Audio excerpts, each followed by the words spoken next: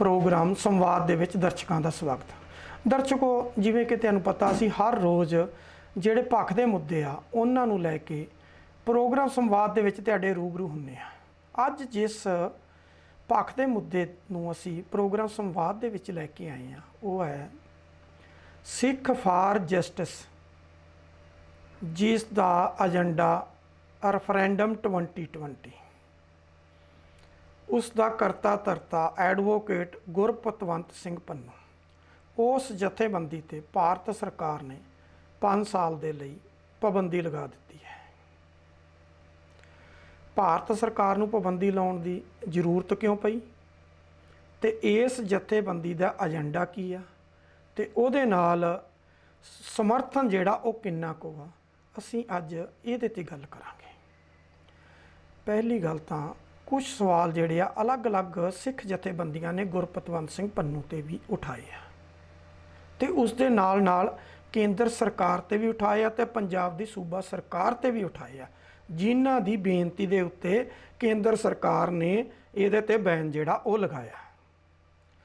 हुण सवाल ये आ कि गुरु नानक देव जी दा मिशन जिहड़ा सीगा कि उस दे उत्ते इस जथेबंदी दा मुखी जिहड़ा वो पूरा उतरदा। गुरु गोबिंद सिंह दा साजिया खालसा जिहड़ा उस मिशन दे उत्ते इस जथेबंदी दा जिहड़ा मुखी एडवोकेट गुरपतवंत सिंह पन्नू आ वो पूरा उतरदा। हुण अगला सवाल, उन्हां नूं जन समर्थन किन्ना है? जिहड़ा रेफरेंडम 2020 है होना कित्थे है? पहली गल तो इन्हां ने जदों सिख फॉर जस्टिस जिहड़ी जथेबंदी बनाई वो बनाई सी कि 1994 तक जो कुछ सिखां दे नाल भारत 'च होया उस दा न्याय लैण दे लई बनाई सी, जिहड़ी चलदी चलदी जाके रेफरेंडम 2020 जिहड़ी आ उहदे ते आ गई। हुण कैप्टन अमरिंदर सिंह दी इन्हां नाल नाराज़गी की आ? कैप्टन अमरिंदर सिंह 2017 ਦੀਆਂ ਚੋਣਾਂ ਤੋਂ ਪਹਿਲਾਂ जो 2016 'ਚ ਉਹ इंग्लैंड जाना अपने कनेडा जाना चाਹੁੰਦੇ ਸਨ ਤਾਂ ਇਹ ਉਹੀ ਜਥੇਬੰਦੀ ਸੀ ਜਿਹਨੇ ਉੱਥੇ ਕੋਰਟ ਤੋਂ ਇੱਕ ਸਟੇ ਲੈ ਲਿਆ ਸੀ ਕਿ ਅਮਰਿੰਦਰ ਸਿੰਘ ਦੇ ਉੱਥੇ कनेडा 'ਚ एंट्री ते बैन लग गया सी कि जे इन्हां ने इत्थे आउणा ते निजी जिहड़ी इन्हां दी दूसरी टूर आ उहदे ते आ सकदे आ, क्योंकि इन्हां दा टूरिस्ट वीज़ा ते इह इत्थे पार्टी दे लई कोई प्रचार नहीं कर सकदे। तां किते ना किते अमरिंदर सिंह नूं ओह जिहड़ी ओह चुभदी सी। दूसरी गल इसे करके ही कैप्टन अमरिंदर सिंह ने जदों जस्टिन ट्रूडो अपनी पूरी टीम दे नाल भारत दी यात्रा ते आया तां उस वेले इन्हां ने सज्जन सिंह दा भी स्वागत नहीं कीता, उन्हां दा नंबर 1 का जोड़ा वो मिनिस्टर है, और ना ही इन्हां ने जस्टिन ट्रूडो दे उस जिहड़ा इत्थों पंजाब दी विजिट सी उहदे विच कोई समर्थन की गल कीती। वो कहंदे कि ये तो दहशतगर्द जिहड़े ने उन्हां नूं उत्थे जिहड़ी आ उन्हां नूं उत्साह कर रहे ने, इस करके असीं इन्हां दा विरोध करदे हां। पर ओह आए भारत यात्रा ते सी, पंजाब भी आए, लेकिन कैप्टन अमरिंदर सिंह ने किते ना किते उन्हां तो जिहड़ी सी वो दूरी बनाई रखी। हुण केंद्र सरकार ने 1967 का एक एक्ट आ जिहदे च अमेंडमेंट की हुई है, उहदी धारा 3 की सब कॉलम 1 आ उहदे तहत इन्हां ते पाबंदी लाती। हुण हिंदुस्तान का जिहड़ा भारत का संविधान आ वो कहंदा है कि इत्थे फ्रीडम ऑफ स्पीच है, कोई भी अपना जिहड़ा वो गल रख सकदा बशर्त कि उहदे विच वायलेंस जिहड़ी वो नहीं होनी चाहिए। जे गल रख सकदा तो गल रखण का अधिकार है, सुप्रीम कोर्ट भी कहती गल रखण का अधिकार आ, तो फिर उहदे ते पाबंदी जिहड़ी वो क्यों लाई गई है? जे उन्होंने कोई वायलेंस नहीं की, हुण ये कहंदे ने कि उन्हां ते कोई 11 या 12 उन्हां दी सारी जथेबंदी च पंजाब, उत्तर प्रदेश ते मध्य प्रदेश 3 स्टेटां की गल आई है कि तिन्हां दे विच कोई 11 मुकदमे दर्ज आ, जिस 39 बंदियां दी जिहड़ी आ वो अरैसट हो चुकी है। जे अरैसट हो चुकी है तो अज तक इस मसले नूं चक्किया क्यों नहीं गया कि सिख फॉर जस्टिस वाले आ, इन्हां ने ये कुछ वायलेंस की आ इस करके आ। एक्चुअली की सीगा कि ये सारा कुछ चलदा सी इस दरम्यान ही जिस दिन भारत ते न्यूजीलैंड का मैच सी उहदे विच 4 सिख नौजवान जिहड़े सी उन्हां ने रेफरेंडम 2020 की जिहड़ी वो टी शर्ट पाई हुई सी ते ਉਹ ਉੱਥੇ ਖਾਲਿਸਤਾਨ ਦੇ ਨਾਅਰੇ ਲਾਉਂਦੇ ਸੀ। ਉਹਨਾਂ ਨੂੰ ਹੱਥ ਕੜੀਆਂ ਲਾ ਕੇ ਬਕਾਇਦਾ ਉੱਥੋਂ ਦੀ ਇੰਗਲੈਂਡ ਦੀ ਜਿਹੜੀ ਸੀਗੀ ਉਹ ਪੁਲਿਸ ਉਹਨਾਂ ਨੂੰ ਅਰੈਸਟ ਕਰਕੇ ਬਾਹਰ ਲਿਆ ਕੇ ਉਸ ਤੋਂ ਬਾਅਦ ਉਹਨਾਂ ਨੂੰ ਛੱਡ ਦਿੱਤਾ ਗਿਆ। ਗੱਲ ਤਾਂ ਇਹ ਸੀ ਜੇ ਉਹਨਾਂ ਦੇ ਉੱਤੇ ਕੋਈ ਕਾਰਵਾਈ ਬਣਦੀ ਨਹੀਂ ਸੀ ਤੇ ਉਹਨਾਂ ਨੂੰ ਉੱਥੋਂ ਕੱਢਿਆ ਕਿਉਂ ਗਿਆ ਸਟੇਡੀਅਮ ਦੇ ਵਿੱਚੋਂ ਬਾਹਰ? ਕਿਉਂਕਿ ਉਹ ਤੇ ਉੱਥੇ ਮੈਚ ਦੇਖਣ ਆਏ ਸੀਗੇ। ਜਦੋਂ ਉਹ ਕ੍ਰਿਕਟ ਦਾ ਮੈਚ ਦੇਖਣ ਆਏ, ਬਕਾਇਦਾ ਫੀਸ ਅਦਾ ਕਰਕੇ ਉੱਥੇ ਬੈਠੇ ਸੀ, ਤਾਂ ਫਿਰ ਉਹਨਾਂ ਨੂੰ ਬਾਹਰ ਕਿਉਂ ਕੱਢਿਆ ਗਿਆ? ਜੇ ਉਹਨਾਂ ਤੇ ਕੋਈ ਕੇਸ ਬਣਦਾ ਸੀ ਤਾਂ ਫਿਰ ਉਹਨਾਂ ਨੂੰ ਜੇਲ੍ਹ ਭੇਜਿਆ ਜਾਂਦਾ। ਲੇਕਿਨ ਇੱਕੋ ਕਾਰਵਾਈ ਕੀਤੀ ਕਿ ਉਹਨਾਂ ਨੂੰ ਉੱਥੋਂ ਮੈਦਾਨ, ਜਿਹੜਾ ਜਦੋਂ ਮੈਚ ਚੱਲ ਰਿਹਾ ਸੀ, ਉੱਥੋਂ ਉਹਨਾਂ ਨੂੰ ਉਹ ਸਟੇਡੀਅਮ ਤੋਂ ਬਾਹਰ ਕੱਢ ਦਿੱਤਾ ਗਿਆ। ਉਹਨਾਂ ਦਾ ਇਲਜ਼ਾਮ ਆ ਕਿ ਭਾਰਤ ਸਰਕਾਰ ਨੇ ਜਦੋਂ ਸਾਨੂੰ ਲਾਈਵ ਬੈਠਿਆਂ ਨੂੰ ਦੇਖਿਆ ਤਾਂ ਸਾਡੀਆਂ ਗਤੀਵਿਧੀਆਂ ਨੂੰ ਜਿਹੜਾ ਉਹ ਨੋਟ ਕੀਤਾ, ਤਾਂ ਉਹਨਾਂ ਨੇ ਉਸ ਭਾਰਤ ਦੇ ਹੋਮ ਡਿਪਾਰਟਮੈਂਟ ਨੇ ਇਹਨਾਂ ਨਾਲ ਸੰਪਰਕ ਕੀਤਾ ਤੇ ਇਹਨਾਂ ਨੂੰ ਕਹਿ ਕੇ ਸਾਨੂੰ ਬਾਹਰ ਕਢਾਇਆ। ਉਹਨਾਂ ਦੀ ਬਕਾਇਦਾ ਸਟੇਟਮੈਂਟ ਚਾਰੇ ਨੌਜਵਾਨਾਂ ਦੀ ਜਿਹੜੀ ਆ ਉਹ ਆਈ ਆ। ਹੁਣ ਸਵਾਲ ਇਹ ਆ, ਗੁਰਪਤਵੰਤ ਸਿੰਘ ਪੰਨੂ ਨੂੰ ਇਹ ਸਾਰਾ ਕੁਝ ਕਰਨ ਦੀ ਜ਼ਰੂਰਤ ਕਿਉਂ ਪਈ ਹੈ? ਗੁਰਪਤਵੰਤ ਸਿੰਘ ਪੰਨੂ, ਇਹਦੇ ਪਿੱਛੇ ਕੀ ਉਹਦਾ ਕੋਈ ਰਾਜਸੀ ਮਨਸਾ? ਕੀ ਚਾਹੁੰਦਾ? ਕਿਉਂ ਇਹ ਸਾਰਾ ਕੁਝ ਹੋ ਰਿਹਾ? ਗੁਰਪਤਵੰਤ ਸਿੰਘ ਪੰਨੂ ਆਪ ਜਿਹੜਾ ਉਹ ਇਸ ਵੇਲੇ ਬਤੌਰ ਐਡਵੋਕੇਟ USA ਦਾ ਸਿਟੀਜ਼ਨ ਹੈ ਔਰ ਰੈਫਰੈਂਡਮ 2020 ਦੀ ਸ਼ੁਰੂਆਤ ਜਿਹੜੀ ਹੈ ਉਹ ਇੰਗਲੈਂਡ ਤੋਂ ਜਾ ਕੇ ਕਰਦਾ ਹੈ। ਔਰ ਇੰਗਲੈਂਡ ਦੀ ਸਰਕਾਰ ਵੀ ਅਜੀਬ ਆ। ਜਦੋਂ ਭਾਰਤ ਦੇ ਵਿੱਚ ਸਿੱਖਾਂ ਦਾ ਕੋਈ ਮਸਲਾ ਹੁੰਦਾ ਸੀ ਤੇ ਉੱਥੇ ਹਰ ਮਸਲੇ ਨੂੰ ਦਬਾਉਣ ਦੀ ਉਹਨਾਂ ਨੇ ਕੋਸ਼ਿਸ਼ ਕੀਤੀ, ਕਿਉਂਕਿ ਜੇ ਅੰਗਰੇਜ਼ਾਂ ਦੇ ਨਾਲ ਮੱਥਾ ਲਾਇਆ ਤੇ ਉਹ ਕੇਵਲ ਤੇ ਕੇਵਲ ਪੰਜਾਬੀਆਂ ਨੇ ਹੀ ਲਾਇਆ ਸੀ। ਲੇਕਿਨ ਉੱਥੇ ਜਾ ਕੇ ਇਹਨਾਂ ਦਾ ਸਮਰਥਨ ਵੀ ਕਰਦੇ ਆ। ਕੈਨੇਡਾ 'ਚ ਵੀ ਸਮਰਥਨ ਹੁੰਦਾ ਔਰ ਅਮਰੀਕਾ 'ਚ ਵੀ ਹੁੰਦਾ। ਇਹ ਲਾ ਲਓ ਕਿ ਪੂਰੇ ਦੇ ਪੂਰੇ ਯੂਰਪ 'ਚ ਹੀ ਹੁੰਦਾ। ਹੁਣ ਗੱਲ ਇਹ ਆ, ਗੁਰਪਤਵੰਤ ਸਿੰਘ ਦਾ ਜਿਹੜਾ ਸਿੱਖੀ ਸਰੂਪ ਨਾ ਹੋਣਾ ਉਹ ਵੀ ਕਿਤੇ ਨਾ ਕਿਤੇ ਸਵਾਲ ਖੜੇ ਕਰਦਾ। ਕੀ ਉਹ ਗੁਰੂ ਨਾਨਕ ਦੇਵ ਜੀ ਦੀ ਫਿਲਾਸਫੀ ਨੂੰ ਮੰਨਦੇ ਆ? ਕੀ ਉਹ ਗੁਰੂ ਗੋਬਿੰਦ ਸਿੰਘ ਜੀ ਦੀ ਫਿਲਾਸਫੀ ਨੂੰ ਮੰਨਦੇ ਆ? ਕੀ ਉਹ ਖੁਦ ਗੁਰਸਿੱਖ ਨੇ? ਇਹ ਵੱਡਾ ਸਵਾਲ ਆ। ਉਹ ਖਾਲਿਸਤਾਨ ਲੈ ਕੇ ਦੇਣਾ ਚਾਹੁੰਦੇ ਆ? ਕਿੱਥੇ ਲੈ ਕੇ ਦੇਣਾ ਚਾਹੁੰਦੇ ਆ? ਕੀ ਉਹ ਭਾਰਤ 'ਚ ਲੈ ਕੇ ਦੇਣਾ ਚਾਹੁੰਦੇ ਆ ਜਾਂ ਵਿਦੇਸ਼ੀ ਧਰਤੀ 'ਤੇ ਲੈ ਕੇ ਦੇਣਾ ਚਾਹੁੰਦੇ ਆ? ਇਹ ਸਵਾਲ ਪਹਿਲਾ ਖੜਾ। ਅਗਲੀ ਗੱਲ, ਜਿਹੜਾ ਰੈਫਰੈਂਡਮ 2020 ਆ ਉਹ ਕਿੱਥੇ ਕਰਵਾਉਣਾ ਚਾਹੁੰਦੇ ਆ? ਕੀ ਉਹ UNO ਦੀ ਅਗਵਾਈ 'ਚ ਹੋਣਾ ਚਾਹੁੰਦਾ ਜਾਂ ਹੋਰ ਕਿਸੇ ਦੇ ਹੋਣਾ ਚਾਹੁੰਦਾ? ਜਦੋਂ ਇਹ ਸਵਾਲ ਉੱਠੇ ਤਾਂ ਗੁਰਪਤਵੰਤ ਪੰਨੂ ਨੇ ਕਿਹਾ ਕਿ ਇਹ ਆਨਲਾਈਨ ਹੋਊਗਾ। ਆਨਲਾਈਨ ਜਿਹੜਾ ਉਹ ਕਿਹਦੀ ਸੁਪਰਵਿਜ਼ਨ 'ਚ ਹੋਏਗਾ? ਕੌਣ ਉਹਦੀ ਦੇਖ ਰੇਖ ਕਿਹਦੇ ਕੋਲ ਹੋਏਗੀ? ਇਹ ਵੱਡਾ ਸਵਾਲ ਜਿਹੜਾ ਅੱਜ ਵੀ ਖੜਾ। ਇਹ ਆ ਕਿ ਕੀ ਇਸ ਸਾਰੀ ਰਾਏਸ਼ੁਮਾਰੀ ਜਿਹੜੀ ਹੋਣੀ ਆ ਇਹਦੇ ਵਿੱਚ ਇਹਦੀ ਰੂਪ ਰੇਖਾ ਕੀ ਆ? ਕਿਹਨੇ ਉਲੀਕੀ ਆ? ਅਜੇ ਤੱਕ ਇਹਦਾ ਕੋਈ ਏਜੰਡਾ ਜਿਹੜਾ ਉਹ ਕਲੀਅਰ ਹੀ ਨਹੀਂ ਹੈ।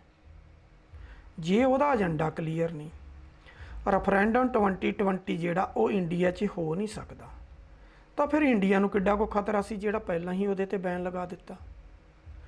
ਇੱਥੇ ਗੱਲ ਰੁਕ ਜਾਂਦੀ ਤਾਂ ਸ਼ਾਇਦ ਚੰਗਾ ਸੀ। ਹੁਣ ਗੱਲ ਇਹ ਆ ਕਿ ਭਾਰਤ ਦੇ ਵਿੱਚ ਪੰਜਾਬ 'ਚ ਕਿੰਨੇ ਕੁ ਸਿੱਖ ਆ ਜਿਹੜੇ ਉਹ ਖਾਲਿਸਤਾਨ ਚਾਹੁੰਦੇ ਆ? ਜਿਹੜੇ ਖਾਲਿਸਤਾਨੀ ਆਗੂ ਸੀ ਉਹ ਜਿੰਨੇ ਵੀ ਬੈਠੇ ਆ ਉਹਨਾਂ 'ਚੋਂ ਕਿਸੇ ਨੇ ਵੀ ਗੁਰਪਤਵੰਤ ਸਿੰਘ ਪੰਨੂ ਦੀ ਹਮਾਇਤ ਨਹੀਂ ਕੀਤੀ। ਉਹ ਕਹਿੰਦੇ ਅਸੀਂ ਉਹਦੇ ਰੈਫਰੈਂਡਮ 2020 ਦੇ ਨਾਲ ਸਹਿਮਤ ਹੀ ਨਹੀਂ ਹੈ। ਜੇ ਉਹ ਸਹਿਮਤ ਨਹੀਂ ਹੈ ਤਾਂ ਫਿਰ ਇਹ ਰੈਫਰੈਂਡਮ 2020 ਹੈ ਕੀ ਆ? ਇਹ ਕਿਹਨੂੰ ਲੈ ਕੇ ਦੇਣਾ ਚਾਹੁੰਦੇ ਆ? ਕੀ ਇਹਦੇ ਵਿੱਚ ਆ? ਹੁਣ ਇੱਥੇ ਵੀ ਗੱਲਾਂ ਰੁਕ ਜਾਂਦੀਆਂ ਤੇ ਠੀਕ ਸੀਗੀਆਂ।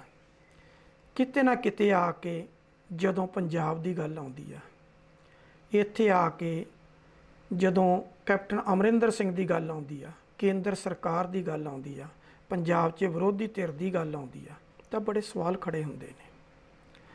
ਕੈਪਟਨ ਅਮਰਿੰਦਰ ਸਿੰਘ ਉਹੀ ਅੰਮ੍ਰਿਤਸਰ ਐਲਾਨਨਾਮਾ ਜਿਹੜੇ ਵੱਖਰੇ ਸਿੱਖ ਹੋਮਲੈਂਡ ਦੀ ਮੰਗ ਕਰਦਾ, ਉਹਦੇ ਵਿੱਚ ਵੀ ਇਹ 1994 ਵਿੱਚ ਉਸ ਡੈਪੂਟੇਸ਼ਨ ਦੇ ਵਿੱਚ ਸੀ ਜਿਹੜਾ UNO ਦੇ ਸੈਕਟਰੀ ਜਨਰਲ ਬੁੱਤਰਸ ਘਾਲੀ ਨੂੰ ਦਿੱਲੀ ਮੈਮੋਰੰਡਮ ਦੇਣ ਗਿਆ ਸੀ। ਤੇ ਅੰਮ੍ਰਿਤਸਰ ਐਲਾਨਨਾਮਾ ਜਿਹੜਾ ਸੀ ਉਸ ਤੋਂ ਬਾਅਦ 'ਚ ਇਹ ਸਾਰੇ ਭੱਜ ਗਏ ਤੇ ਆਪੋ ਆਪਣੀਆਂ ਚੌਧਰਾਂ ਨੂੰ ਪੈ ਗਏ। ਕੱਲਾ ਸਿਮਰਨਜੀਤ ਸਿੰਘ ਮਾਨ ਸੀ, ਉਹਨੇ ਆਪਣੇ ਅਕਾਲੀ ਦਲ ਦਾ ਨਾਂ ਹੀ ਅਕਾਲੀ ਦਲ ਅੰਮ੍ਰਿਤਸਰ ਰੱਖ ਦਿੱਤਾ ਸੀ ਉਸ ਅੰਮ੍ਰਿਤਸਰ ਐਲਾਨਨਾਮੇ ਨੂੰ ਮੁੱਖ ਰੱਖ ਕੇ। ਹੁਣ ਇੱਥੇ ਆਨੰਦਪੁਰ ਸਾਹਿਬ ਦਾ ਮਤਾ ਵੀ ਆਇਆ, ਇੱਥੇ ਧਰਮ ਜਦੋਂ ਮੋਰਚੇ ਵੀ ਲੱਗੇ। 1978 ਤੋਂ ਲੈ ਕੇ ਕੀ ਹੋਇਆ ਜਾਂ ਉਸ ਤੋਂ ਪਹਿਲਾਂ ਕੀ ਹੋਇਆ, ਉਹ ਸਾਰੇ ਸਵਾਲ ਜਿਉਂ ਦੇ ਤਿਉਂ ਖੜੇ ਨੇ।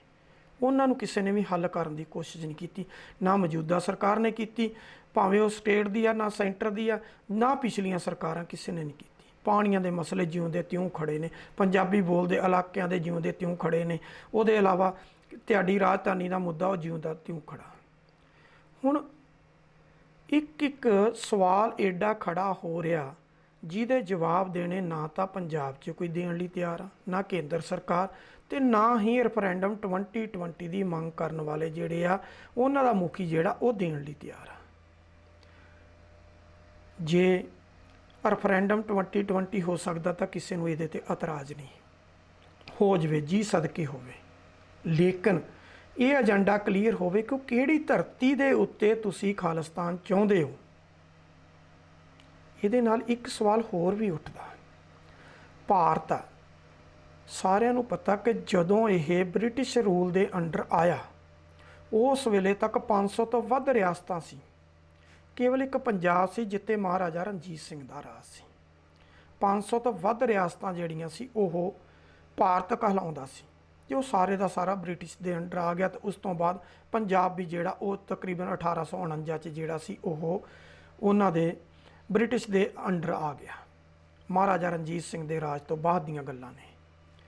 ਹੁਣ ਇਹ ਸਾਰਾ ਸਭ ਕਾਸੇ ਦੇ ਵਿੱਚ ਵਾਪਰਿਆ ਕੀ ਆ, ਉਹਨਾਂ 'ਚ ਕੈਪਟਨ ਅਮਰਿੰਦਰ ਸਿੰਘ ਜਿਹੜਾ ਅੱਜ ਰੈਫਰੈਂਡਮ 2020 ਦੀ ਵਿਰੋਧਤਾ ਕਰ ਰਿਹਾ, ਉਹਦਾ ਅੱਜ ਤੱਕ ਦਾ ਰੋਲ ਕੀ ਰਿਹਾ, ਬਾਕੀ ਸਿੱਖ ਲੀਡਰਾਂ ਦਾ ਰੋਲ ਕੀ ਰਿਹਾ, ਇੱਥੇ ਗੱਲ ਕਰਾਂਗੇ। ਆਪੇ ਹੀ ਖਾਲਿਸਤਾਨ ਦੇ ਰਾਸ਼ਟਰਪਤੀ ਬਣੇ ਜਗਜੀਤ ਸਿੰਘ ਚੌਹਾਨ ਦੀ, ਜਿਹੜਾ ਖਾਲਿਸਤਾਨ ਦਾ ਨਾਅਰਾ ਲਾ ਕੇ ਬਗੈਰ ਕਿਸੇ ਏਜੰਡੇ ਤੋਂ ਜਾ ਕੇ ਇੰਗਲੈਂਡ ਬੈਠ ਗਿਆ ਤੇ ਲੰਬਾ ਸਮਾਂ ਇੰਗਲੈਂਡ ਤੋਂ ਉਹਨੇ ਆਪਣੀ ਕਰੰਸੀ ਵੀ ਚਲਾਈ।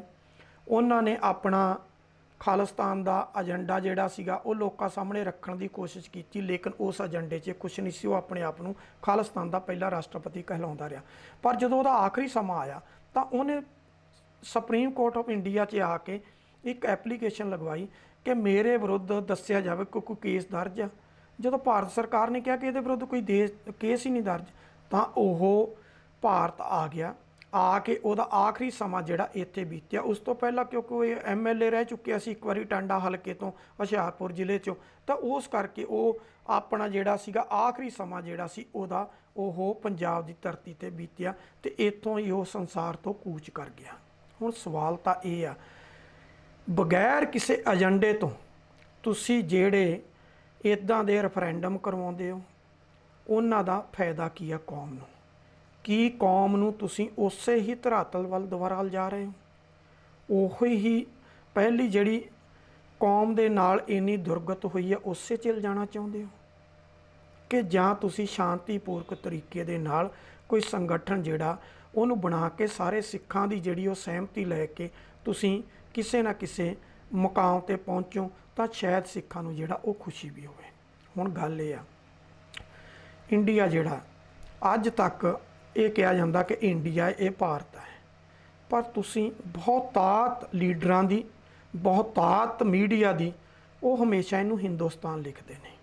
ਹੁਣ ਸਵਾਲ ਤਾਂ ਇਹ ਆ ਭਾਰਤ ਸਰਕਾਰ 'ਤੇ, ਜੇ ਹਿੰਦੁਸਤਾਨ ਹਰ ਇਲੈਕਟ੍ਰੋਨਿਕ ਮੀਡੀਆ ਜਿੰਨਾ ਹਿੰਦੀ ਮੀਡੀਆ ਉਹ ਹਿੰਦੁਸਤਾਨ ਹੀ ਬੋਲਦਾ, ਜੇ ਉਹ ਹਿੰਦੁਸਤਾਨ ਕਹਿ ਸਕਦਾ ਤੇ ਜੇ ਉਹਨਾਂ ਨੇ ਖਾਲਿਸਤਾਨ ਕਹਿ ਦਿੱਤਾ ਜਦੋਂ ਸਪੀਚ ਦੀ ਫਰੀडम ਆ, ਤਾਂ ਫਿਰ ਕਿੱਡਾ ਕੋਈ ਸਵਾਲ ਆ, ਫਿਰ ਪਾਬੰਦੀ ਕਿਉਂ ਆ?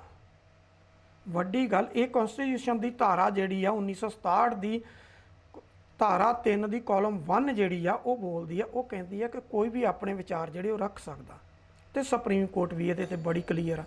ਜਦੋਂ ਇਹ ਵਿਚਾਰ ਰੱਖਣ ਦੀ ਆਜ਼ਾਦੀ ਆ, ਸੁਪਰੀਮ ਕੋਰਟ ਕਲੀਅਰ ਆ। ਸਿਮਰਨਜੀਤ ਸਿੰਘ ਮਾਨ ਹਰ ਰੋਜ਼ ਖਾਲਿਸਤਾਨ ਦਾ ਨਾਅਰਾ ਲਾਉਂਦਾ, ਅਤਿੰਦਰਪਾਲ ਸਿੰਘ ਲਾਉਂਦਾ, ਫਿਰ ਕੈਪਟਨ ਸਾਹਿਬ ਘੱਟੋ ਘੱਟ ਸਿਮਰਨਜੀਤ ਸਿੰਘ ਮਾਨ ਉਹਨਾਂ ਦਾ ਸਾਂਢੂ ਆ, ਉਹਨੂੰ ਕਿਉਂ ਨਹੀਂ ਅਰੈਸਟ ਕਰਦੇ? ਉਹਦੇ ਤੇ ਕਿਉਂ ਨਹੀਂ ਪਾਬੰਦੀ ਲਾਉਂਦੇ? ਅੱਜ ਤੱਕ ਤਕਰੀਬਨ 70 ਤੋਂ ਉੱਪਰ ਮੁਕੱਦਮੇ ਜਿਹੜੇ ਆ ਉਹ ਸਿਮਰਨਜੀਤ ਸਿੰਘ ਮਾਨ ਤੇ ਦਰਜ ਹੋਇਆ, ਲੇਕਿਨ ਉਹ ਸਾਰਿਆਂ 'ਚੋਂ ਬਰੀ ਹੋਇਆ। ਹੁਣ ਜਿਹੜੇ ਕਹਿ ਰਹੇ ਨੇ ਕਿ 11 ਮੁਕੱਦਮੇ ਸਿੱਖ ਫਾਰ ਜਸਟਿਸ ਦੇ ਉੱਤੇ ਦਰਜ ਨੇ, ਉਹਦੇ 'ਚ 39 ਬੰਦੇ ਅਰੈਸਟ ਹੋਏ ਨੇ, ਤੇ ਇਹਨਾਂ ਦਾ ਵੀ ਹਸ਼ਰ ਹੀ ਹੋਏਗਾ। ਜਦੋਂ ਤੁਹਾਡੇ ਕੋਲ ਕੋਈ ਸਬੂਤ ਹੀ ਨਹੀਂ, ਬਗੈਰ ਕਿਸੇ ਪ੍ਰੂਫ ਤੋਂ ਜਦੋਂ ਤੁਸੀਂ ਇਹ ਕੁਝ ਕਰਦੇ ਹੋ, ਤਾਂ ਫਿਰ ਸੁਭਾਵਿਕ ਆ ਕਿ ਕੋਰਟ ਨੇ ਅਖੀਰ ਤੇ ਉਹਨਾਂ ਨੂੰ ਬਰੀ ਕਰਨਾ। ਜੇ ਕੋਰਟ ਨੇ ਬਰੀ ਕਰਨਾ ਤਾਂ ਫਿਰ ਅਰੈਸਟ ਕਿਉਂ ਕੀਤਾ? ਇਹਦੇ ਪਿੱਛੇ ਮਨਸਾ ਕੀ ਆ ਤੁਹਾਡੀ? ਹੁਣ ਕੈਪਟਨ ਅਮਰਿੰਦਰ ਸਿੰਘ ਤੇ ਇੱਥੇ ਸਵਾਲ ਨਹੀਂ ਉੱਠਦੇ। ਕੈਪਟਨ ਅਮਰਿੰਦਰ ਸਿੰਘ ਦੇ ਚੌਥੀ ਪੀੜ੍ਹੀ ਪਿੱਛੇ ਜਾਈਏ ਤੇ ਇਹਨਾਂ ਦੇ ਪੜਦਾਦੇ ਤੇ ਵੀ ਸਵਾਲ ਉੱਠਦੇ ਆ ਕਿ ਜਦੋਂ ਜਿਹੜੇ 5ਵੇਂ ਤਖਤ ਦੀ ਅਸੀਂ ਕਈ ਵਾਰ ਪਹਿਲਾਂ ਵੀ ਗੱਲ ਕੀਤੀ ਆ, ਉਹ ਤਖਤ ਜਿਹੜਾ ਸੀਗਾ ਉਹਨੂੰ SGPC ਦੇ ਐਕਟ ਦੇ ਵਿੱਚ ਜਿਹੜਾ ਸੀ 1925 ਦਾ ਜਿਹੜਾ ਐਕਟ ਜਾਰੀ ਹੋਇਆ ਸੀ, ਉਹਦੇ ਵਿੱਚ ਨਹੀਂ ਸੀ ਪੈਣ ਦਿੱਤਾ। ਉਹਦੇ 'ਚ ਕਿਤੇ ਨਾ ਕਿਤੇ ਪੈਪਸੂ ਸਟੇਟ ਦੇ ਉਸ ਵੇਲੇ ਪਟਿਆਲਾ ਰਿਆਸਤ ਦੇ ਕਰਤਾ ਧਰਤਾ ਦੀ ਹੀ ਸਾਰੀ ਪਲਾਨਿੰਗ ਸੀ। ਉਹਦੇ 'ਚ ਸਰਦਾਰ ਕਪੂਰ ਸਿੰਘ ICS ਦੀ ਵੀ ਸੀ, ਉਹਨਾਂ ਦਾ ਨਾਮ ਵੀ ਉਹਦੇ 'ਚ ਆਉਂਦਾ ਕਿ ਇਹਨਾਂ ਨੇ ਮਿਲੀ ਭੁਗਤਣਾ ਕਿ ਜੇ ਇਹ ਪੰਜਵਾਂ ਤਖਤ ਗੁਰੂ ਕੀ ਕਾਂਸੀ ਤਲਵੰਡੀ ਸਾਬੋ ਜਿਹੜਾ ਇਹ ਹੋਂਦ 'ਚ ਆ ਗਿਆ ਤਾਂ ਇਹ ਇੱਥੇ ਨਵੀਆਂ ਤੋਂ ਨਵੀਆਂ ਜਿਹੜੀਆਂ ਉਹ ਮਰਿਆਦਾ ਜਿਹੜੀ ਉਹ ਜਾਰੀ ਕਰਵਾਉਣਗੇ, ਉਹਦੇ ਅੰਡਰ ਸਾਨੂੰ ਚੱਲਣਾ ਔਖਾ ਹੋ ਜਾਏਗਾ। ਇਸ ਕਰਕੇ ਇਹ ਪੰਜਵਾਂ ਤਖਤ ਜਿਹੜਾ ਉਹਦੀ ਹੋਂਦ ਹੀ ਜਿਹੜੀ ਆ ਉਹ ਆਉਣ ਹੋਂਦ 'ਚ ਹੀ ਨਾ ਉਹਨੂੰ ਆਉਣ ਦਿਓ ਤਾਂ ਇਹਨੂੰ ਇਸੇ ਤਰ੍ਹਾਂ ਹੀ ਰਹਿਣ ਦਿਓ। ਹੁਣ ਤੁਸੀਂ ਦੇਖੋ ਕਿ ਇਹ ਕੈਪਟਨ ਅਮਰਿੰਦਰ ਸਿੰਘ ਦੇ ਉੱਤੇ ਇਲਜ਼ਾਮ ਆ ਕਿ ਉਹਦੀ 4 ਪੀੜ੍ਹੀਆਂ ਪਿੱਛੇ ਜਦੋਂ ਜਾ ਕੇ ਗੱਲ ਕਰੀਏ ਤਾਂ ਉਹ 1999 ਦੇ ਵਿੱਚ ਉਹਨੂੰ SGPC ਦੇ ਐਕਟ 'ਚ ਮਾਨਤਾ ਮਿਲੀ ਤੇ ਆ ਪਿਛਲੇ ਦਿਨੀ 28 ਜੂਨ 2019 ਨੂੰ ਦਿੱਲੀ ਸਰਕਾਰ ਨੇ ਉਹਨੂੰ ਦਿੱਲੀ ਗੁਰਦੁਆਰਾ ਮੈਨੇਜਮੈਂਟ ਕਮੇਟੀ ਦੇ ਐਕਟ ਦੇ ਵਿੱਚ ਉਹਨੂੰ ਜਿਹੜੀ ਆ ਉਹਨੂੰ ਪ੍ਰਵਾਨਗੀ ਦਿੱਤੀ ਆ। ਹੁਣ ਬੜੀ ਵੱਡੀ ਗੱਲ ਹੈ, ਕੈਪਟਨ ਸਾਹਿਬ ਨੇ ਬੜੇ ਜ਼ੋਰ ਸ਼ੋਰ ਦੇ ਨਾਲ ਜਦੋਂ ਪਿਛਲੇ 1 ਹਫ਼ਤਾ ਹੋ ਗਿਆ ਜਦੋਂ ਇਹ ਜਾ ਕੇ ਅਮਿਤ ਸ਼ਾਹ ਨੂੰ ਮਿਲ ਕੇ ਆਏ ਕੇਂਦਰੀ ਹੋਮ ਮਿਨਿਸਟਰ ਨੂੰ, ਉਸ ਵੇਲੇ ਇਹ ਕਹਿੰਦੇ ਮੈਂ ਮੰਗ ਰੱਖੀ ਕਿ ਇਹ ਸਿੱਖ ਫਾਰ ਜਸਟਿਸ ਜਿਹੜਾ 2020 ਰੈਫਰੈਂਡਮ ਦੀ ਗੱਲ ਕਰਦਾ ਇਹਦੇ ਤੇ ਬੈਨ ਲਾਇਆ ਜਾਵੇ ਤਾਂ ਉਹਨਾਂ ਨੇ ਬੈਨ ਲਾਤਾ। ਉਹ ਚਾਹੇ ਕਿ ਉਹਨਾਂ ਨੇ ਆਧਾਰ ਬਣਾ ਲਿਆ ਕਿ ਨਿਊਜ਼ੀਲੈਂਡ ਤੇ ਇੰਡੀਆ ਦੇ ਮੈਚ ਦੇ ਵਿੱਚ ਉਹਨਾਂ ਨੇ ਖਾਲਿਸਤਾਨ ਦੇ ਨਾਅਰੇ ਲਗਾਏ ਆ ਤੇ ਰੈਫਰੈਂਡਮ 2020 ਦੀਆਂ ਟੀ-ਸ਼ਰਟਾਂ ਜਿਹੜੀਆਂ ਉਹ ਪਾ ਕੇ ਬੈਠੇ ਸੀ। ਲੇਕਿਨ ਗੱਲ ਤਾਂ ਕਿਤੇ ਨਾ ਕਿਤੇ ਅਮਰਿੰਦਰ ਸਿੰਘ ਦੀ ਜਦੋਂ ਦੀ ਕੈਨੇਡਾ ਦੀ ਐਂਟਰੀ ਬੈਨ ਹੋਈ ਹੈ ਉਹ ਉਹਨਾਂ ਨੂੰ ਚੁੱਭਦੀ ਸੀ। ਉਹਦੇ ਬਾਅਦ ਕੈਪਟਨ ਅਮਰਿੰਦਰ ਸਿੰਘ ਜਿਹੜੇ ਸੀਗੇ ਉਹ ਕਿਤੇ ਨਾ ਕਿਤੇ ਇਹ ਵੀ ਚਾਹੁੰਦੇ ਸੀ ਕਿ ਇੱਕ ਤਬਕਾ ਜਿਹੜਾ ਪੂਰਾ ਉਹਦੀ ਵੋਟ ਬੈਂਕ ਜਿਹੜੀ ਆ ਜਿਸ ਤਰ੍ਹਾਂ ਨਰਿੰਦਰ ਮੋਦੀ ਆਪਣੇ ਵੱਲ ਖਿੱਚਣੀ ਚਾਹੁੰਦਾ ਉਸੇ ਤਰੀਕੇ ਨਾਲ ਅਸੀਂ ਖਿੱਚੀਏ। ਜਿਵੇਂ ਕਿ ਕਰਤਾਰਪੁਰ ਕੋਰੀਡੋਰ ਦੀ ਗੱਲ ਹੋਈ, ਜਦੋਂ ਨਵਜੋਤ ਸਿੰਘ ਸਿੱਧੂ ਉੱਥੋਂ ਮੈਸੇਜ ਲੈ ਕੇ ਆਇਆ ਤਾਂ ਉਹਦੀ ਜਿੰਨੀ ਕੁ ਵਿਰੋਧਤਾ BJP ਤੇ ਅਕਾਲੀ ਦਲ ਨੇ ਕੀਤੀ ਉਹ ਤੋਂ ਜ਼ਿਆਦਾ ਵਿਰੋਧਤਾ ਜਿਹੜੀ ਸੀ ਉਹ ਕੈਪਟਨ ਅਮਰਿੰਦਰ ਸਿੰਘ ਨੇ ਵੀ ਕੀਤੀ ਕਿ ਇਹਨੂੰ ਉੱਥੇ ਜਾਣਾ ਹੀ ਨਹੀਂ ਸੀ ਚਾਹੀਦਾ, ਕਿਉਂਕਿ ਕੈਪਟਨ ਦੀ ਵੀ ਉਸ ਇੱਕ ਪੂਰੇ ਤਬਕੇ ਦੇ ਉੱਤੇ ਵੋਟ ਬੈਂਕ ਦੇ ਉੱਤੇ ਨਿਗਾਹ ਜਿਹਦੇ ਉੱਤੇ ਨਰਿੰਦਰ ਮੋਦੀ ਦੀ ਸੀ। ਇਸੇ ਕਰਕੇ ਹੀ ਪੂਰੇ ਭਾਰਤ ਦੇ ਵਿੱਚ BJP ਜਿਹੜੀ ਨਰਿੰਦਰ ਮੋਦੀ ਦੀ ਅਗਵਾਈ 'ਚ ਜਿੱਤੀ, ਲੇਕਿਨ ਕੱਲਾ ਇੱਕੋ ਸੂਬਾ ਸੀ ਪੰਜਾਬ ਜਿੱਥੇ ਕੈਪਟਨ ਅਮਰਿੰਦਰ ਸਿੰਘ ਜਿਹੜਾ ਉਸ ਪੂਰੀ ਦੀ ਪੂਰੇ ਇੱਕ ਜਿਹੜਾ ਫਿਰਕਾ ਸੀ ਉਹਦੇ ਸਿਰ ਦੇ ਉੱਤੇ ਆਪਣੀਆਂ ਜਿਹੜੀਆਂ 8 ਸੀਟਾਂ ਬਚਾਉਣ ਦੇ ਵਿੱਚ ਜਿਹੜਾ ਸੀ ਉਹ ਕਾਮਯਾਬ ਰਿਹਾ।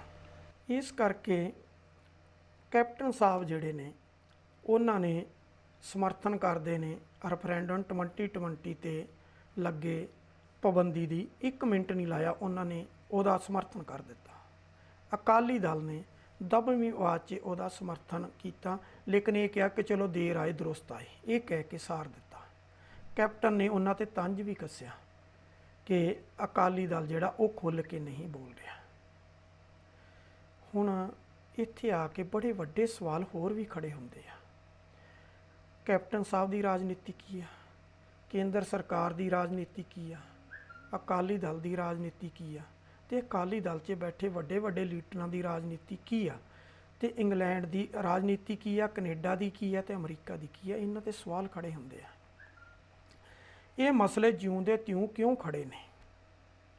ਇਹ ਮਸਲਿਆਂ ਦਾ ਰਹਿੰਦੇ ਸਮੇਂ ਹੱਲ ਕਿਉਂ ਨਹੀਂ ਕੱਢਿਆ ਜਾ ਰਿਹਾ? ਜੇ ਹੱਲ ਨਿਕਲ ਜਾਂਦਾ ਤੇ ਸ਼ਾਇਦ ਜਿਹੜੀ ਅੱਜ ਰਾਜਨੀਤੀ ਹੋ ਰਹੀ ਹੈ ਰਾਜਨੀਤੀ ਨਾ ਹੁੰਦੀ। ਸਮਾਂ ਰਹਿੰਦਿਆਂ ਪੰਜਾਬ ਦੀਆਂ ਜਿਹੜੀਆਂ ਮੰਗਾਂ ਸੀ ਉਹ ਮੰਨ ਲਈਆਂ ਜਾਂਦੀਆਂ ਤਾਂ ਸ਼ਾਇਦ ਜਿਹੜਾ ਧਰਮ ਯੁੱਧ ਮੋਰਚਾ ਉਹ ਨਾ ਲੱਗਦਾ। ਜੇ ਉਹ ਨਾ ਲੱਗਦਾ ਤੇ ਆਪਰੇਸ਼ਨ ਨੀਲਾ ਤਾਰਾ ਨਾ ਹੁੰਦਾ। ਆਪਰੇਸ਼ਨ ਨੀਲਾ ਤਾਰਾ ਨਾ ਹੁੰਦਾ ਤਾਂ ਇੰਨਾ ਕਤਲੇਆਮ ਨਾ ਹੁੰਦਾ, ਤਾਂ ਪੰਜਾਬ ਤੇ ਪੰਜਾਬ ਤੋਂ ਬਾਹਰ ਦੇ ਕਤਲੇਆਮ ਤੇ ਉਸ ਤੋਂ ਬਾਅਦ ਚੱਲੀ ਮੂਵਮੈਂਟ ਦੇ ਵਿੱਚ ਜੋ ਸਿੱਖਾਂ ਦਾ ਹਸ਼ਰ ਹੋਇਆ ਉਹ ਸਾਰਾ ਕੁਝ ਸਾਹਮਣੇ ਹੈ। ਹੁਣ ਇਹ ਸਾਰੀ ਰਾਜਨੀਤੀ ਦੇ ਵਿੱਚ ਗੱਲ ਖਾਲਿਸਤਾਨ ਦੀ ਆ ਰਹੀ ਆ। ਚਲੋ ਜੇ ਹਿੰਦੁਸਤਾਨ ਮੰਗਿਆ ਜਾ ਸਕਦਾ ਤੇ ਖਾਲਿਸਤਾਨ ਮੰਗ ਲਓ, ਜੀ ਸਦਕੇ ਮੰਗ ਲਓ, ਪਰ ਕਿਹੜੀ ਧਰਤੀ ਤੇ ਮੰਗਣਾ ਉਹਦਾ ਵੀ ਤਾਂ ਫੈਸਲਾ ਹੋ ਜਾਵੇ। ਬੈਠੇ ਤਾਂ ਇੰਗਲੈਂਡ ਦੇ ਵਿੱਚ ਹੋ, ਬੈਠੇ ਤੁਸੀਂ ਕੈਨੇਡਾ 'ਚ ਹੋ, ਬੈਠੇ USA 'ਚ ਹੋ, ਬੈਠੇ ਜਰਮਨ 'ਚ ਹੋ, ਮਤਲਬ ਪੂਰੇ ਯੂਰਪੀਅਨ ਕੰਟਰੀਆਂ 'ਚ ਬੈਠ ਕੇ ਤੁਸੀਂ ਖਾਲਿਸਤਾਨ ਮੰਗ ਰਹੇ ਹੋ। ਕੀ ਉੱਥੇ ਬੈਠ ਕੇ ਖਾਲਿਸਤਾਨ ਮੰਗਣ ਨਾਲ ਖਾਲਿਸਤਾਨ ਮਿਲ ਜਾਏਗਾ? ਕੀ ਰੈਫਰੈਂਡਮ ਕਰਾਉਣ ਨਾਲ ਰੈਫਰੈਂਡਮ ਜਿਹੜਾ ਉਹ ਹੋ ਜਾਏਗਾ? ਠੀਕ ਆ, ਉੱਥੋਂ ਦਾ ਕਾਨੂੰਨ ਤਾਂ ਇਜਾਜ਼ਤ ਦਿੰਦਾ। ਜਦੋਂ ਭਾਰਤ ਦਾ ਕਾਨੂੰਨ ਇਜਾਜ਼ਤ ਨਹੀਂ ਦਿੰਦਾ ਇਸ ਗੱਲ ਦੀ, ਨਾ ਇੱਥੇ ਰੈਫਰੈਂਡਮ ਹੋਣਾ, ਤਾਂ ਫਿਰ ਇਹਦਾ ਵਾਵੇਲਾ ਕਿਉਂ ਖੜਾ ਕੀਤਾ? ਕਿਤੇ ਨਾ ਕਿਤੇ ਇਸ ਵਾਹ ਵੇਲੇ ਨੇ ਗੁਰਪਤਵੰਤ ਸਿੰਘ ਪੰਨੂ ਨੂੰ ਹੀਰੋ ਬਣਾ ਦਿੱਤਾ। ਲੇਕਿਨ ਖਾਲਿਸਤਾਨ ਦੀ ਮੰਗ ਕਰਨ ਵਾਲੇ, ਚਾਹੇ ਉਹ ਤਿੰਦਰਪਾਲ ਸਿੰਘ ਆ, ਚਾਹੇ ਉਹਨਾਂ ਦੇ ਵਿੱਚ ਸਿਮਰਨਜੀਤ ਸਿੰਘ ਮਾਨ ਆ, ਚਾਹੇ ਉੱਥੇ ਵਸਣ ਸਿੰਘ ਜੱਫਰਵਾਲ ਆ, ਸਾਰੇ ਦੇ ਸਾਰੇ, ਈਵਨ ਕਿ ਦਲਜੀਤ ਸਿੰਘ ਬਿੱਟੂ ਵੀ, ਸਾਰੇ ਦੇ ਸਾਰੇ ਖੁੱਡੇ ਲੈਣ ਲੱਗ ਕੇ ਬੈਠ ਗਏ ਆ। ਕਿਸੇ ਨੂੰ ਕੋਈ ਏਜੰਡਾ ਹੀ ਨਹੀਂ ਲੱਭ ਰਿਹਾ।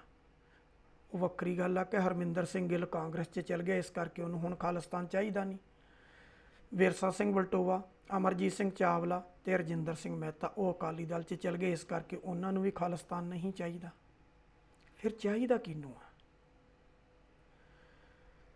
ਨਜਾਇਜ਼ ਭੋਲੇ ਭਾਲੇ ਸਿੱਖਾਂ ਦੇ ਜਿਹੜੇ ਆ, ਉਹਨਾਂ ਦੇ ਘਰਾਂ ਦੇ ਪੁੱਤ ਜਿਹੜੇ ਆ ਉਹ ਗਵਾਏ ਗਏ ਆ।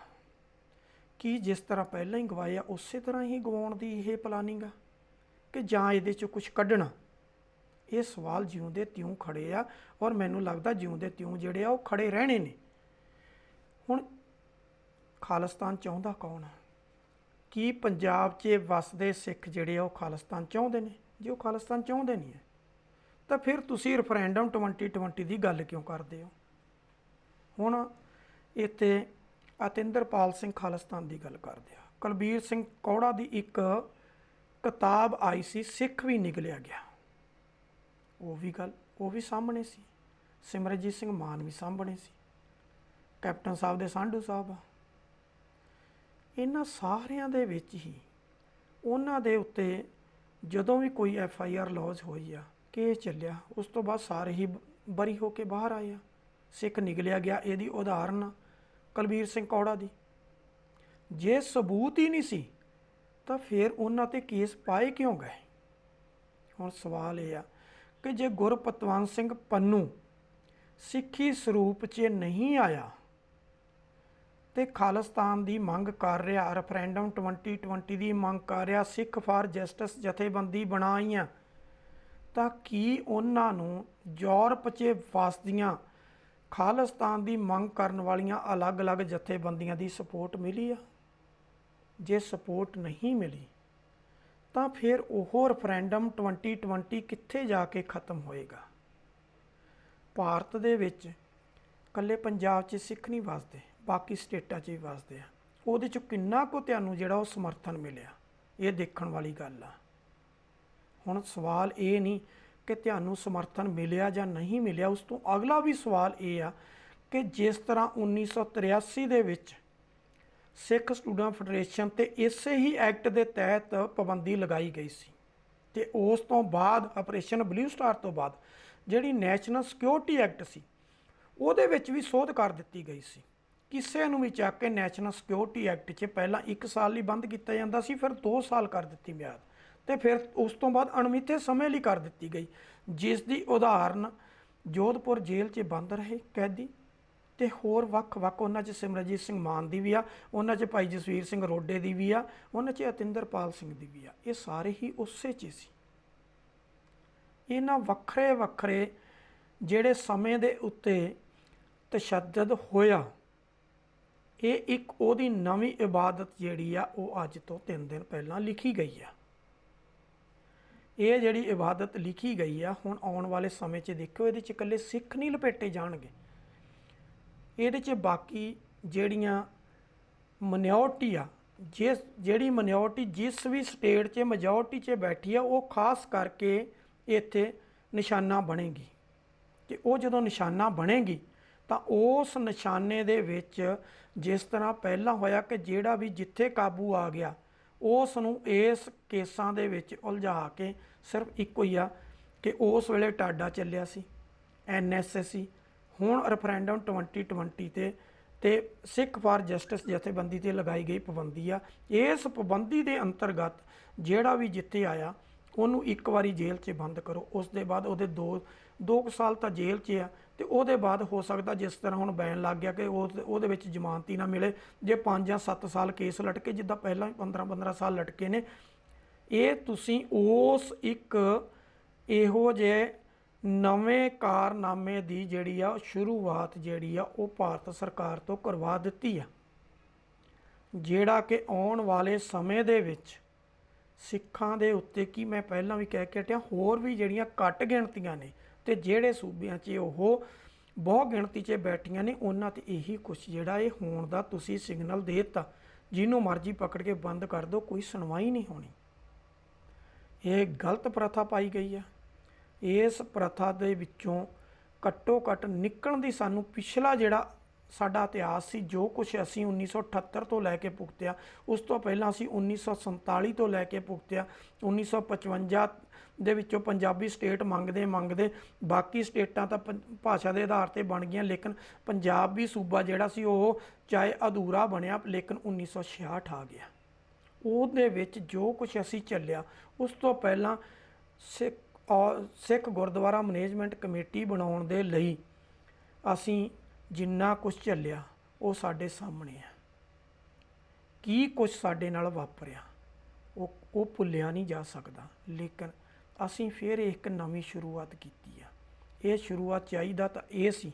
ਹੁਣ ਜਿੱਦਾਂ ਗੁਰਪਤਵੰਤ ਸਿੰਘ ਪੰਨੂ ਨੇ ਇੱਕ ਨਵੀਂ ਹੋਰ ਦੇ ਦਿੱਤੀ, ਜਦੋਂ ਪੈਣ ਲੱਗਿਆ ਕਹਿੰਦੇ ਅਸੀਂ ਭਾਰਤ ਦੇ ਝੰਡੇ ਜਿਹੜੇ ਉਹ ਸਾਰੇ ਜਿੰਨੇ ਇਹਨਾਂ ਦੇ ਉੱਥੇ ਆਪਣੇ ਕੌਂਸਲੇਟ ਨੇ ਉਹਨਾਂ ਦੇ ਦਫ਼ਤਰਾਂ ਦੇ ਸਾਹਮਣੇ ਸਾੜਾਂਗੇ। ਤੁਸੀਂ ਭਾਰਤ ਦੇ ਝੰਡੇ ਸਾੜ ਦਿਓ, ਜੀ ਸਦਕੇ ਸਾੜ ਦਿਓ, ਪਰ ਇੱਕ ਗੱਲ ਯਾਦ ਰੱਖੋ, ਜਦੋਂ ਤੁਹਾਡਾ ਝੰਡਾ ਜਿਹਦੇ 'ਤੇ ਖੰਡਾ ਵੀ ਬਣਾਇਆ ਹੋਇਆ, ਜਦੋਂ ਉਹ ਸੜੇਗਾ, ਬਹੁਤ ਸਾਰੇ ਸਿਰ ਫਿਰੇ ਬੈਠੇ ਨੇ ਜਿਹੜੇ ਉਹ ਸਾੜਨਗੇ। ਜਦੋਂ ਉਹ ਸਾੜਨਗੇ ਫਿਰ ਅਸੀਂ ਵਾਹ ਵੇਲਾ ਕਰਾਂਗੇ ਕਿ ਸਾਡਾ ਝੰਡਾ ਸਾੜ ਦਿੱਤਾ। ਹਾਂ, ਤੁਸੀਂ ਇਹ ਕਹੋ ਕਿ ਠੀਕ ਹੈ ਇਹਨਾਂ ਨੇ ਪਾਬੰਦੀ ਲਾਤੀ, ਜੀ ਸਦਕੇ ਲਾਉਣ, ਅਸੀਂ ਆਪਣੇ ਝੰਡੇ ਜਿਹੜੇ ਉਹ ਚਲਾਵਾਂਗੇ, ਉਹਦੀ ਤੁਹਾਨੂੰ ਆਜ਼ਾਦੀ ਆ, ਤੁਸੀਂ ਚਲਾ ਸਕਦੇ ਹੋ। ਪਰ ਤੁਸੀਂ ਇਹ ਕਹੋ ਕਿ ਅਸੀਂ ਭਾਰਤ ਦੇ ਝੰਡੇ ਸਾੜਾਂਗੇ, ਉਹ ਕਿਹੜੇ ਕਾਨੂੰਨ ਤਹਿਤ ਤੁਸੀਂ ਸਾੜ ਰਹੇ ਹੋ? ਜਿਹੜੇ ਕੰਟਰੀਆਂ 'ਚ ਤੁਸੀਂ ਬੈਠੇ ਹੋ, ਸਭ ਤੋਂ ਵੱਧ ਕਾਨੂੰਨ ਦੀ ਰਾਖੀ ਕਰਨ ਵਾਲੇ ਉਹ ਜਿਹੜੇ ਉਹ ਕੰਟਰੀ ਨੇ। ਫਿਰ ਕੱਲ੍ਹ ਨੂੰ ਗੱਲਾਂ ਉੱਠਣਗੀਆਂ, ਜਿਸ ਤਰ੍ਹਾਂ ਅਰੂੜ ਸਿੰਘ ਦੀ ਉੱਠਦੀ ਆ, ਸਿਮਰਜੀਤ ਸਿੰਘ ਮਾਨ ਤੇ ਹਮੇਸ਼ਾ ਇੱਕੋ ਹੀ ਗੱਲ ਉੱਠ ਜਾਂਦੀ ਆ ਕਿ SGPC ਜਦੋਂ ਹੋਣ 'ਤੇ ਆਈ, ਉਸ ਵੇਲੇ ਸਰਬਰਾਹ ਜਿਹੜਾ ਸੀ ਉਹ ਗੁਰਦੁਆਰਾ ਸਾਹਿਬ ਦਾ, ਜਿਹਨੂੰ ਮਹੰਤ ਕਹਿੰਦੇ ਆ, ਉਹ ਅਰੂੜ ਸਿੰਘ ਸੀ ਤੇ ਉਹ ਸਿਮਰਜੀਤ ਸਿੰਘ ਮਾਨ ਦਾ ਨਾਨਾ ਸੀ।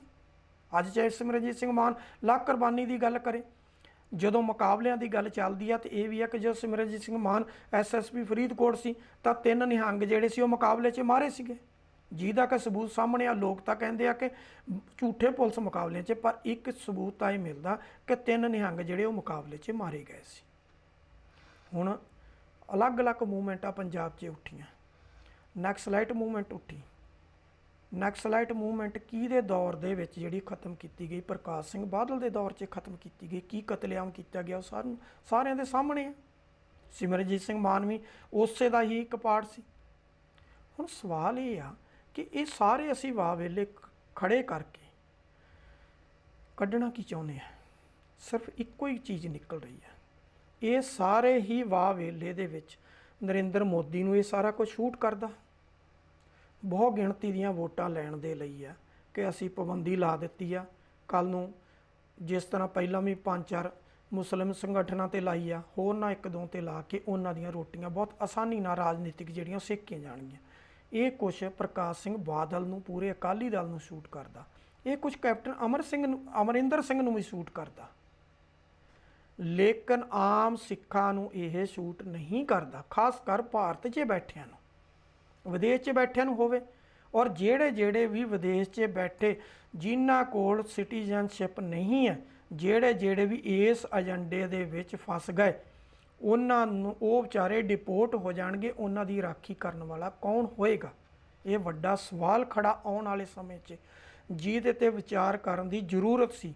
ਰੈਫਰੈਂਡਮ 2020 ਕਰਤਾ, 20 ਨਾਲ 2050 ਕਰ ਦਿੰਦੇ, 2050 ਦੀ ਗੱਲ ਕਰਦੇ, ਲੇਕਿਨ ਬੈਠ ਕੇ ਵਿਉਂਤਾ ਬਣਾ ਲੈਂਦੇ। ਵਿਉਂਤਾ ਬਣਾਈ ਨਹੀਂ। ਜੇ ਵਿਉਂਤ ਨਹੀਂ ਬਣਾਈ ਤਾਂ ਫਿਰ ਇਹਦੇ 'ਚੋਂ ਨਿਕਲਣਾ ਕੀ ਆ? ਅਸੀਂ ਕੱਢਣ ਕੀ ਚੱਲੇ ਆ? ਮੈਨੂੰ ਨਹੀਂ ਲੱਗਦਾ ਕਿ ਇਹਦੇ 'ਚ ਬਹੁਤਾ ਕੁਝ ਨਿਕਲੂਗਾ। ਪਰ ਠੀਕ ਆ, ਤੁਸੀਂ ਸ਼ੁਰੂ ਕੀਤਾ, ਚੰਗੀ ਗੱਲ ਆ, ਫਰੀडम ਆਫ ਸਪੀਚ ਆ, ਤੁਸੀਂ ਕਰੋ। ਹੋ ਸਕਦਾ ਸਿੱਖ ਤੁਹਾਨੂੰ ਬਹੁਤ ਵੱਡਾ ਸਮਰਥਨ ਦੇ ਦੇਣ। ਹੋ ਸਕਦਾ ਜੇ ਭਾਰਤ ਦੇ ਕਿਸੇ ਖਿੱਤੇ ਵਿੱਚ ਆਜ਼ਾਦ ਸਟੇਟ ਨਾ ਬਣੇ ਤਾਂ ਹੋ ਸਕਦਾ ਕਿ ਜਿਹੜੇ ਕੰਟਰੀਆਂ 'ਚ ਤੁਸੀਂ ਬੈਠੇ ਹੋ ਉੱਥੇ ਬਣ ਜਾਵੇ, ਤਾਂ ਬੜਾ ਤੁਹਾਨੂੰ ਮੁਬਾਰਕ ਆ। ਪਰ ਘੱਟੋ ਘੱਟ ਇਹ ਸੋਚ ਕੇ ਚੱਲੋ ਕਿ ਇਹੋ ਜਿਹੀ ਵਾਇਲੈਂਸ ਨਾ ਕਰੋ ਜਿਹਦੇ ਨਾਲ ਭਾਰਤ ਦੇ ਵਿੱਚ ਵਸਦੇ ਜਿਹੜੇ ਆ ਸਿੱਖ ਉਹ ਵਿਚਾਰੇ ਭੋਲੇ ਭਾਲੇ ਜਿਹੜੇ ਨੇ ਉਹ ਵਿਚਾਰੇ ਕਿਸੇ ਨਜਾਇਜ਼ ਟੰਗੇ ਜਾਣ, ਉਹਨਾਂ ਵਿਚਾਰਿਆਂ ਨੂੰ ਕੋਈ ਰਸਤਾ ਨਾ ਮਿਲੇ। ਇੱਦਾਂ ਦੀਆਂ ਇਹੋ ਜਿਹੀਆਂ ਜਿਹੜੀਆਂ ਗਤੀਵਿਧੀਆਂ ਉਹ ਨਾ ਕਰੋ।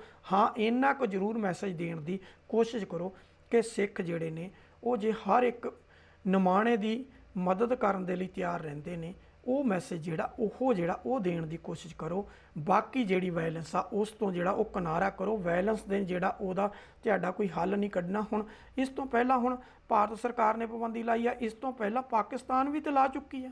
ਅਪ੍ਰੈਲ ਦੇ ਵਿੱਚ ਲੱਗੀ ਆ 2019 'ਚ, ਜਦੋਂ ਭਾਰਤ ਨੇ ਥੋੜੀ ਜੀ ਮੰਗ ਰੱਖੀ ਤਾਂ ਉਸ ਵੇਲੇ ਇਸੇ ਹੀ ਸਿੱਖ ਫਾਰ ਜਸਟਿਸ ਦੇ ਰੈਫਰੈਂਡਮ 2020 ਦੇ ਉੱਤੇ ਪਾਕਿਸਤਾਨ ਨੇ ਵੀ ਤਾਂ ਪਾਬੰਦੀ ਲਾਈ ਆ। ਫਿਰ ਜੇ ਕੁਛ ਕਿਸੇ ਦੇ ਅਗੇਂਸਟ ਬੋਲਣ ਦੀ ਹਿੰਮਤ ਕਰਦੇ ਹੋ ਤੇ ਆਪਣੇ ਵਿਰੁੱਧ ਸੁਣਨ ਦੀ ਵੀ ਜਿਹੜੀ ਆ ਉਹ ਸਮਰੱਥਾ ਰੱਖੋ। ਜੇ ਸਮਰੱਥਾ ਰੱਖੋਗੇ ਤਾਂ ਲੰਬੇ ਸਮੇਂ 'ਚ ਕਾਮਯਾਬ ਰਹੋਗੇ, ਨਹੀਂ ਤਾਂ ਫਿਰ ਕੌਮ ਜਿਹੜੀ ਆ ਉਹਨੂੰ ਦੁਰਗਤ 'ਚ ਤੱਕੋਗੇ ਤੇ ਆਉਣ ਵਾਲਾ ਸਮਾਂ ਜਿਹੜਾ ਉਹ ਕਿਸੇ ਨੂੰ ਵੀ ਜਿਹੜਾ ਉਹ ਮਾਫ ਨਹੀਂ ਕਰੇਗਾ। ਅੱਜ ਦੇ ਲਈ ਇੰਨਾ ਹੀ। ਅਗਲੀ ਵਾਰ ਦਰਸ਼ਕੋ ਕਿਸੇ ਨਵੇਂ ਮੁੱਦੇ ਨੂੰ, ਕਿਸੇ ਨਵੇਂ ਵਿਸ਼ੇ ਨੂੰ ਲੈ ਕੇ ਤੁਹਾਡੇ ਰੂਬਰੂ ਹੋਵਾਂਗੇ। ਹੁਣ ਮੈਨੂੰ ਦਿਓ ਇਜਾਜ਼ਤ। ਸਤਿ ਸ਼੍ਰੀ ਅਕਾਲ।